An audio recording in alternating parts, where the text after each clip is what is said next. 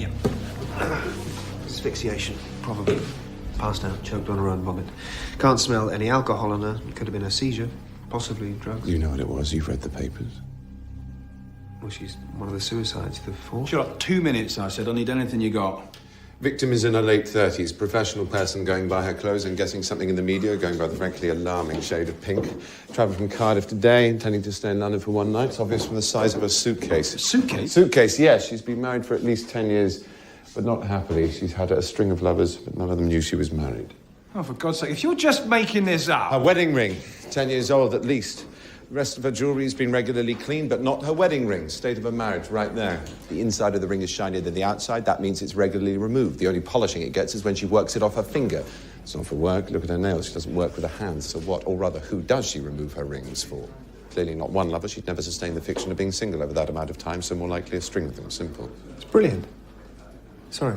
Cardiff? It's obvious, isn't it? It's not obvious to me. Dear God, what is it like in your funny little brains? It must be so boring. Her coat is slightly damp. She's been in heavy rain in the last few hours. No rain anywhere in London in that time. Under her coat collar is damp too. She's turned it up against the wind.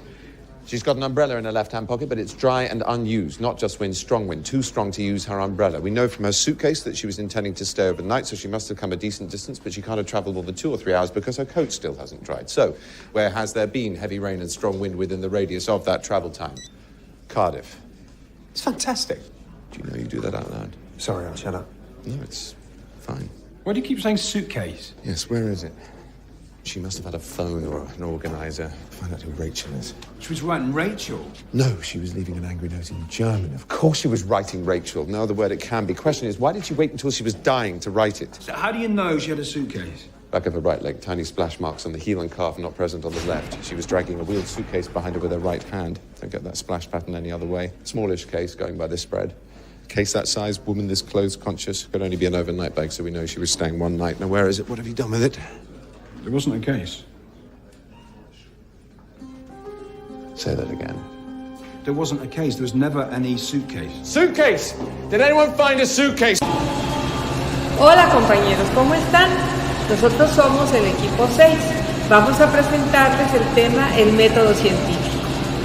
Este equipo está integrado por mi compañero Fernando Arellano y yo, Sara Martínez Rivera. En este tema abordaremos en la primera parte las aportaciones más relevantes, más significativas del método científico por los filósofos y los científicos que han trascendido la historia. Y en la segunda parte, mi compañero Fernando Arellano va a presentarles lo más destacado, lo más significativo también del tema. Nuestra presentación está sustentada principalmente por el libro de Ruy Pérez Tamayo, que se denomina ¿Existe el método científico? Vamos a empezar. ¿Existe el método científico? Ignorada cualquier tentación retórica, Ruy Pérez Tamayo se pregunta, ¿existe el método científico? Trazando un panorama vasto, profundo, luminoso, ha escrito un volumen de casi 300 páginas para tratar de responder esta cuestión de acuerdo con la historia. Sabemos que el método científico surge de manera incipiente y sistemática con la obra de Andrea Vesalio, Galileo Galilei, William Harvey e Isaac Newton. Sin embargo, la mirada retrospectiva de Ruy Pérez Tamayo se introduce más lejos todavía y llega hasta los tiempos de Platón y Aristóteles. La tradición clásica del pensamiento tiene un significado esencial para comprender los orígenes del método científico. La contribución de esa filosofía consistió en haber creado cimientos cognitivos y operativos con los cuales el pensamiento comenzó a intentar comprender la naturaleza del cosmos. Todo parece indicar que esta pretensión fue auténtica. Aquella filosofía desconfiaba de la mera razón instrumental y también había intuido las graves limitaciones de la conciencia pragmática. La filosofía de la antigüedad griega conquistó su singular estatus de pensamiento puro en el momento en que se da cuenta de que debía plantear preguntas axiales a la conciencia para comprender la realidad. La cultura europea fue influenciada por la cultura griega y judía, considerándose la cultura griega como aquella en la que se anunciaron por primera vez los principios políticos, las leyes, la poesía, el arte, la filosofía, entre otros, y por otro lado la cultura judía, que contribuyó con el cristianismo como aspecto religioso. Del mismo modo, la cultura latinoamericana ha sido influenciada por la cultura griega y la judía, culturas que trajeron los españoles a los indígenas propios del continente. ¿Cuál es la diferencia entre Platón y Aristóteles? La diferencia fundamental entre la metafísica de Platón y Aristóteles es que para Platón los conceptos son ideas y para Aristóteles son formas. Platón piensa que existen dos mundos, el de los objetos sensibles, mundo sensible, y el de las ideas, el mundo inteligible. Sócrates puso interés primario en el individuo, pero Platón utilizaba el diálogo de Sócrates para manifestar sus puntos de vista. Es por eso que racionalismo y subjetivismo son consideradas caras de una misma moneda, originalmente acuñada por Platón. La inducción era una condición previa necesaria para la principal tarea de la investigación científica, proporcionar las premisas primarias necesarias para las demostraciones científicas. Aristóteles ignoró en gran parte el razonamiento inductivo en el tratamiento de la investigación científica. Del método inductivo-deductivo, la inducción sirve para llegar a la posición en la que el científico está listo para crear nuevos conocimientos, y la deducción es un proceso inverso a la inducción que va de lo general a lo particular. Aristóteles señaló 4 requerimientos empíricos, no lógicos, a las premisas de cualquier deducción. Deberían ser ciertas, deberían ser indemostrables, ser más conocidas que la conclusión y deberían ser causas de los atributos mencionados en la conclusión. Las principales ideas aristotélicas sobre el método científico se pueden resumir en 4.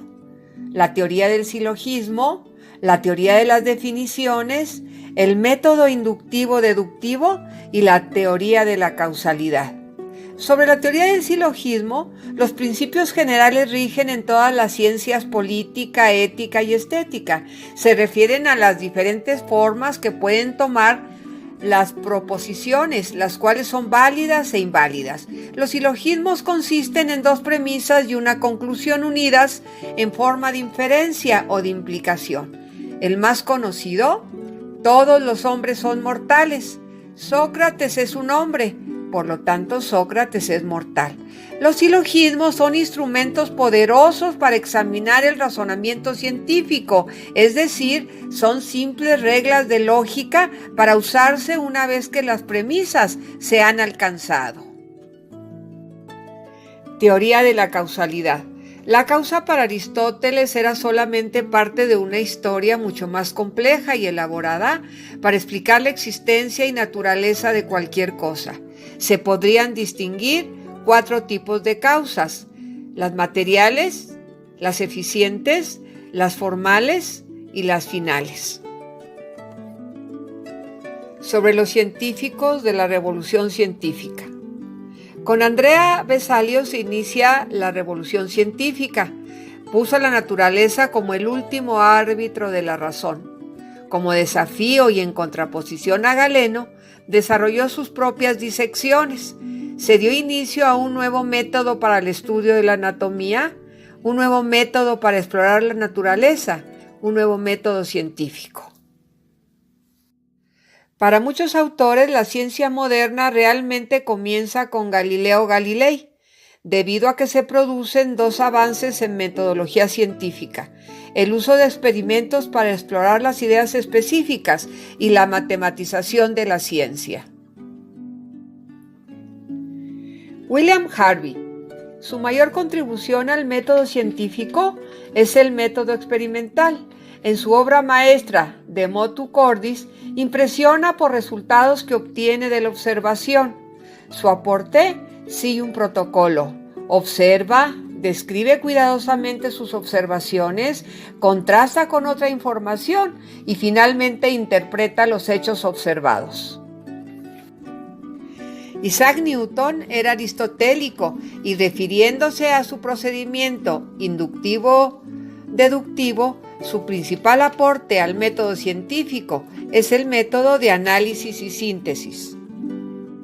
Robert Hooke destacan sus ideas generales sobre el método científico, su esquema de ciclos repetidos de hipótesis planteadas al aplicar la regla de los rechazos y exclusiones para saber dónde han ocurrido terremotos y dónde no, y los experimentos enriquecen en forma progresiva el conocimiento científico. Su aporte a la investigación fue la introducción del microscopio. Leibniz aporta al método científico haciendo uso del método deductivo a partir de los principios metafísicos sin contacto con la realidad. Los principios de la contradicción, que está referido a la existencia de lo falso como contradictorio y lo verdadero como opuesto a lo falso. Y el principio de la razón suficiente, referido a la presencia de una razón que justifica la presencia de algo, el principio de la identidad. El aporte al método científico de Francis Bacon fue plantear un procedimiento para hacer inducciones generales y progresivas basadas en observaciones y experimentos y el método de exclusión. Asimismo, su aporte radica en su insistencia en que el conocimiento científico no solo conduce a la sabiduría, sino también al poder, y está bien cuando es tratado y no oculto por los investigadores. René Descartes plantea que el método científico necesita de la naturaleza, así como la observación y el experimento necesitan delimitar circunstancias para que se den los fenómenos. Parecería que Descartes propugna el método inductivo, no obstante contrasta con su posición, que no se pueden obtener leyes generales simplemente de la observación. David Hume demostró que el empirismo puro no es suficiente para el desarrollo de la ciencia, pero si solo se admite el principio de la inducción, todo lo demás ya puede proceder de acuerdo con el empirismo más riguroso. De Immanuel Kant, sobre el método científico, solo 2 de sus libros son importantes: La crítica a la razón pura y Prolegómenos para cualquier metafísica futura. La tesis central de estos 2 libros es que, si bien nada de nuestro conocimiento trasciende a la experiencia, una parte de él es a priori y no se infiere inductivamente a partir de la experiencia. John Locke es considerado como fundador del empirismo, la doctrina que postula que todo el conocimiento, con la posible excepción de la lógica y las matemáticas, se deriva de la experiencia, y con esto se pone radicalmente en contra de Platón, a los filósofos escolásticos y sobre todo a Descartes. Sobre los empiristas victorianos, no es exagerado señalar que la fuerza que ha transformado al mundo de lo que era en el siglo XVII es lo que hoy es la ciencia. La transformación ha sido tan profunda y extensa que amenaza con hacer cada vez menos inteligible nuestro pasado.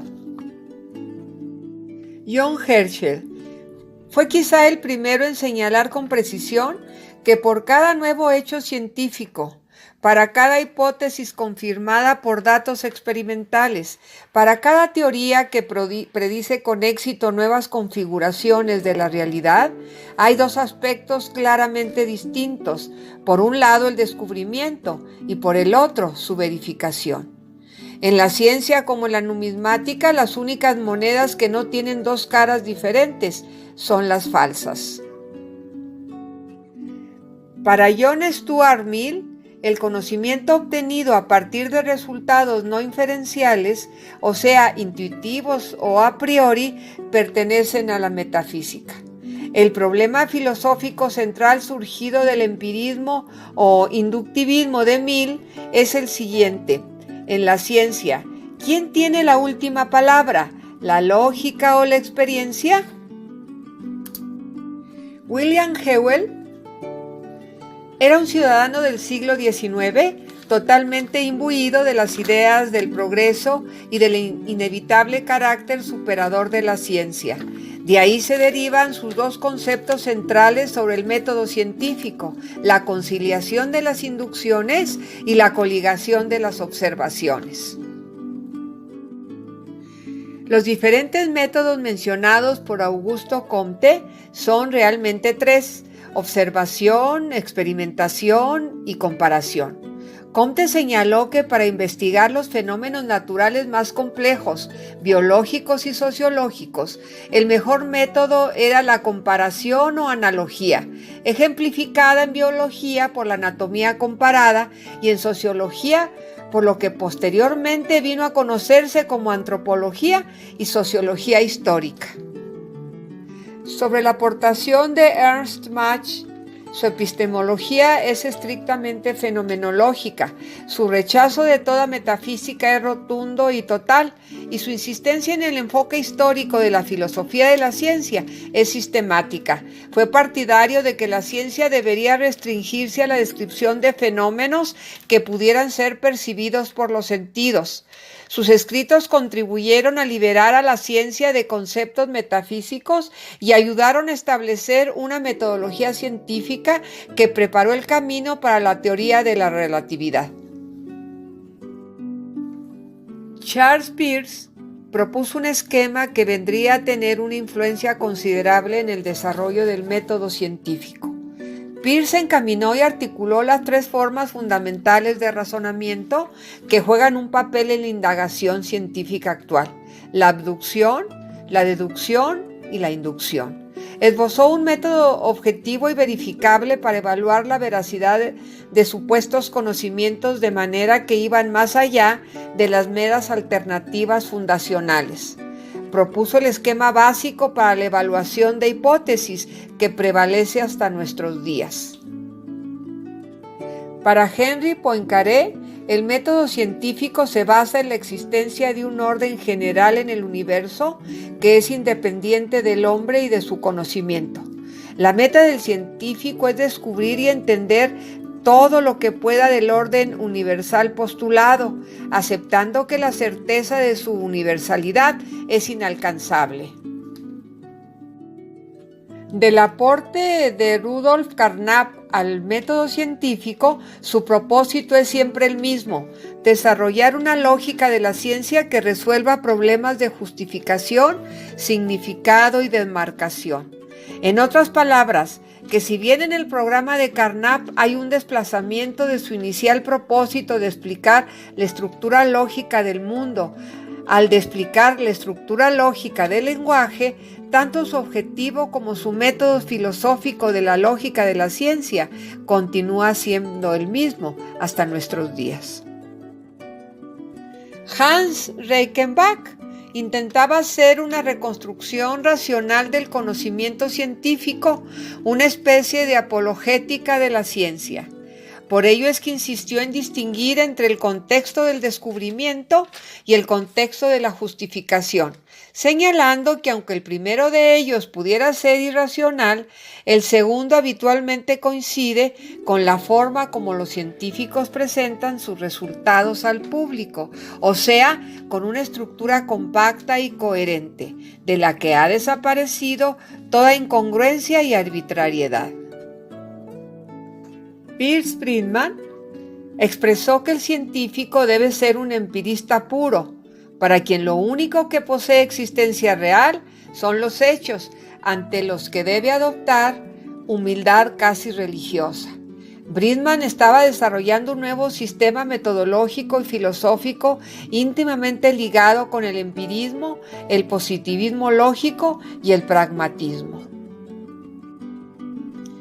Arthur Eddington aportó al método científico que el conocimiento es lo que se filtra a través de la metodología y los conceptos usados, por lo que Eddington llamó a su filosofía subjetivismo selectivo. Una buena parte de lo que se considera conocimiento científico objetivo de las leyes de la naturaleza es realmente conocimiento epistemológico. Arturo Rosenblum, orgullosamente mexicano, Nació en 1900 y murió en 1970. Rosenblum afirma que la intuición participa en diversos aspectos del trabajo científico, por ejemplo, en la selección del problema que se va a estudiar, en la formulación de la hipótesis, en el diseño del procedimiento experimental más adecuado, en la planeación de experimentos críticos y decisivos.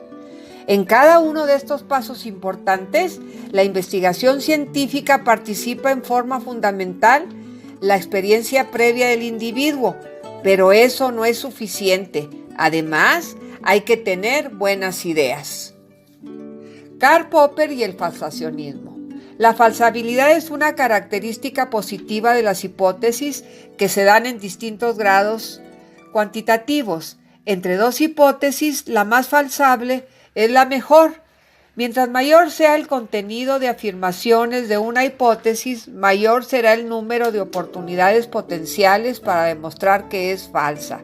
Las hipótesis más falsables, en caso de resistir las pruebas más rigurosas e implacables, son también las que tienen mayor generosidad y explican un mayor número de soluciones objetivas. Imre Lakatos establece que existen varias metodologías flotando en la filosofía de la ciencia contemporánea, todas ellas muy diferentes de lo que se entendía por metodología en el siglo XVII y hasta en el siglo XVIII. Entonces se esperaba que la metodología les proporcionara a los científicos un libro de recetas mecánicas para resolver problemas. Hoy ya se han abandonado tal esperanza. Las metodologías modernas o lógicas del descubrimiento consisten simplemente en un conjunto de reglas, posiblemente no muy coherentes y mucho menos mecánicas, para la apreciación de teorías ya establecidas y articuladas.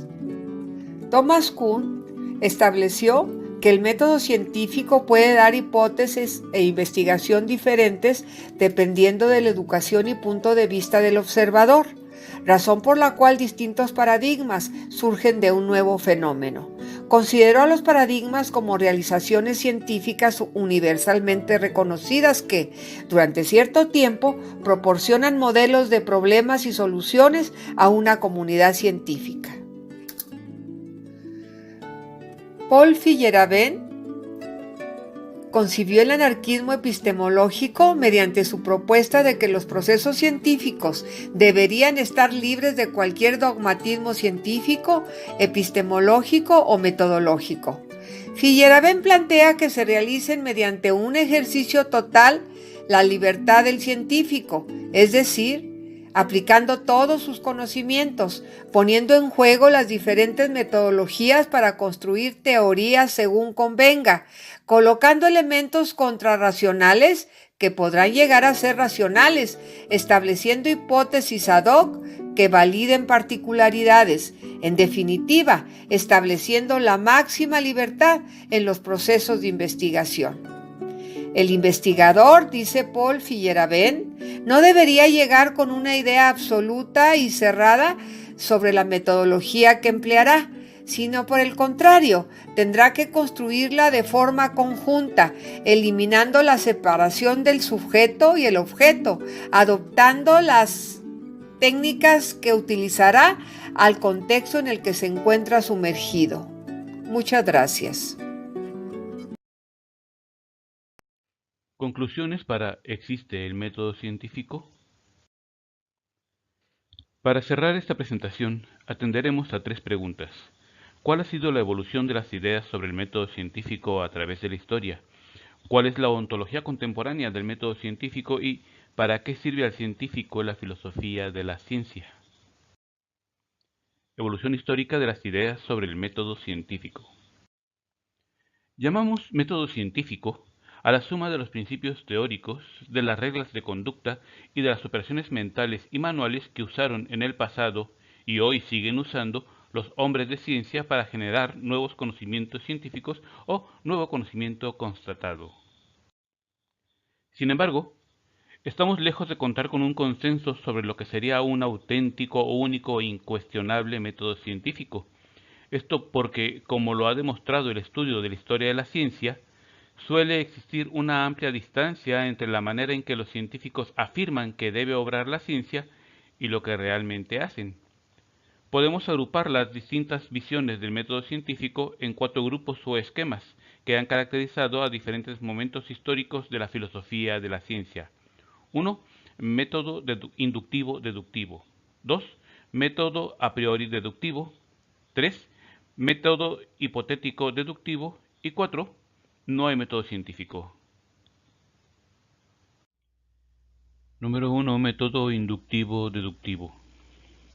Para los proponentes de este esquema, la ciencia se inicia con observaciones individuales, a partir de las cuales se plantean generalizaciones cuyo contenido rebasa el de los hechos inicialmente observados.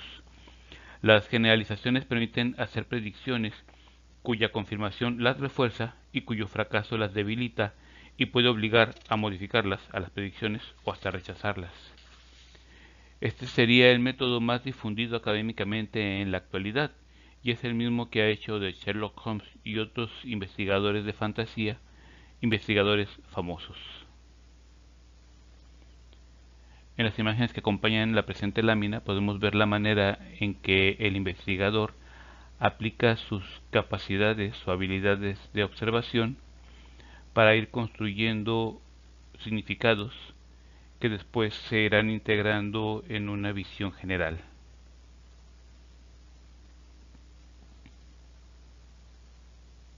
Por la magia de la televisión podemos ver lo que está pensando, cosa que no pueden hacer sus desconcertados acompañantes.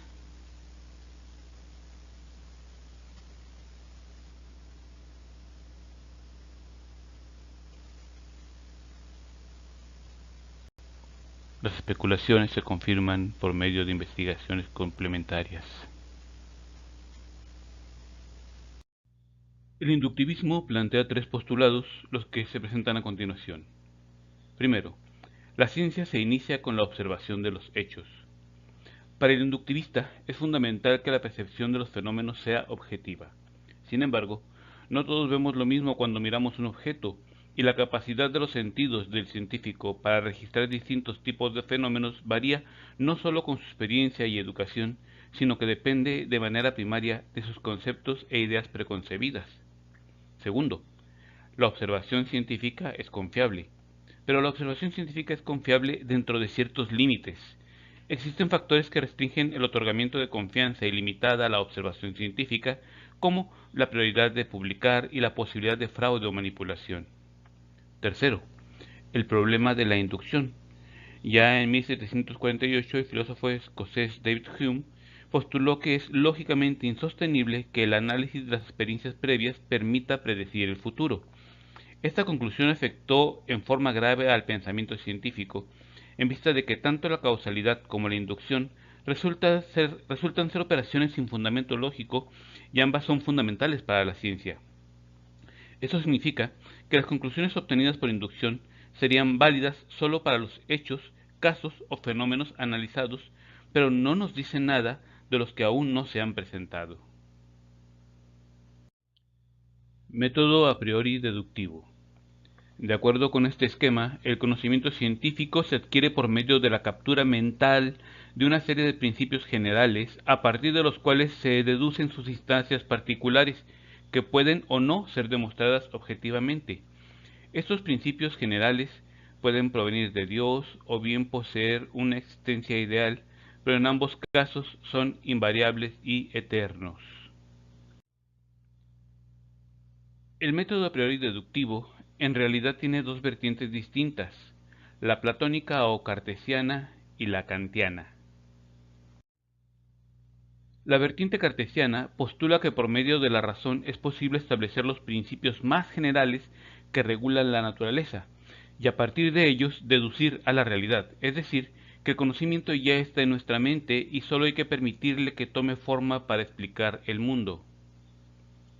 En cambio, la vertiente kantiana sostiene que la razón pura es incapaz de alcanzar conocimiento alguno sobre el mundo exterior y que se requiere de la experiencia de nuestros sentidos, pero que esta experiencia solo la conocemos después de que ha sido elaborada y estructurada por medio de los imperativos categóricos. Dicho de otra manera, el saber existe en nuestra mente, pero de manera general y desordenada, y solo la experiencia ordenada y reflexiva, a través de los sentidos, le permitirá organizarse y explicar el mundo. Método hipotético deductivo. De acuerdo con este grupo, la ciencia se inicia con conceptos no derivados de la experiencia del mundo que está ahí afuera, sino postulados en forma de hipótesis por el investigador por medio de su intuición. Además de generar tales conjeturas posibles sobre la realidad, el científico las pone a prueba, o sea que las confronta con la naturaleza por medio de observaciones y/o experimentos. En este esquema del método científico, la inducción no desempeña ningún papel, de hecho, es evitada conscientemente por muchos de los miembros de este grupo. El método hipotético deductivo, fuertemente promovido por Popper, postula que el investigador se asoma a la naturaleza bien provisto de ciertas ideas acerca de lo que espera encontrar, portando un esquema preliminar, pero no por eso simple, de la realidad. En otras palabras, la ciencia se inicia con problemas, que son el resultado de las discrepancias entre las expectativas del científico y lo que se encuentra en la realidad. La ciencia empieza en el momento en que la estructura hipotéticamente anticipada de un segmento de la naturaleza no corresponde a ella. Sin embargo, muchos de los científicos que han aceptado las ideas de Popper realmente no lo han tomado en serio, y mientras ostensiblemente aplauden el esquema hipotético deductivo, continúan actuando subrepticiamente dentro del concepto inductivo-deductivo clásico. La cuarta tendencia general es que no hay ningún método científico. Dentro del grupo de pensadores que niegan la existencia de un método científico, principalmente representados por Feyerabend, podemos distinguir dos tendencias. Por un lado, están los que afirman que el estudio histórico nunca ha revelado un grupo de reglas teóricas o prácticas seguidas por la mayoría de los investigadores en su trabajo, sino todo lo contrario. Por el otro lado, se encuentran los que señalan que si bien en el pasado pudo haber habido un método científico, su ausencia actual se debe al crecimiento progresivo y a la variedad de las ciencias, lo que ha determinado que hoy existan no uno, sino muchos métodos científicos. La ontología contemporánea del método científico. En la actualidad ya sabemos que no todos los fenómenos naturales son reducibles a expresiones matemáticas, que no todos los hechos que constituyen la realidad son analizables experimentalmente, que no todas las hipótesis válidas pueden confrontarse con la realidad a la que se refieren. Pocos textos sobre la ciencia y su método mencionan la complejidad y la heterogeneidad de la ciencia contemporánea, el fracaso del reduccionismo del siglo XIX, la naturaleza no cuantitativa, es decir, matemática, de muchos de los conceptos principales de las nuevas ciencias humanas, el carácter revolucionario de las recientes ciencias humanísticas y la creciente irrelevancia de la filosofía de la ciencia para las nuevas generaciones de científicos. De ahora en adelante, seguramente veremos aparecer cada vez más textos y discusiones sobre una variedad de métodos científicos determinada por la riqueza y diversidad de las ciencias que se cultivan. Utilidad científica de la filosofía de la ciencia. Muchos filósofos han intentado, y siguen intentando, describir la estructura de la ciencia y de los métodos que siguen los científicos para trabajar en ella, con mayor o menor felicidad en sus resultados. Pero otros filósofos han erigido estructuras que pretenden prescribir la naturaleza que debería tener la ciencia y la forma como deberían pensar y actuar los científicos para que sus esfuerzos tuvieran validez. Además, no es raro que, con el paso del tiempo, algunos de los filósofos del primer grupo se transformen en ejemplares del segundo grupo. De los filósofos de la ciencia de este siglo, Kuhn y Lakatos son fundamentalmente descriptivos, el primero de los mecanismos de las revoluciones científicas y el segundo de la estructura de los programas de investigación. En cambio, Popper y Feyerabend empiezan tratando de describir a la ciencia y terminan diciéndonos cómo debemos trabajar para hacer buena ciencia, el primero recomendando el método hipotético deductivo y el segundo el anarquismo metodológico. Los científicos de hoy han empezado a asumir que los esquemas propuestos por los filósofos de la ciencia contemporáneos son realmente camisas de fuerza conceptuales, heredadas del siglo XIX, y han dado cuenta del surgimiento de una nueva forma de estudiar y de caracterizar a la ciencia, a través de la sociología del conocimiento.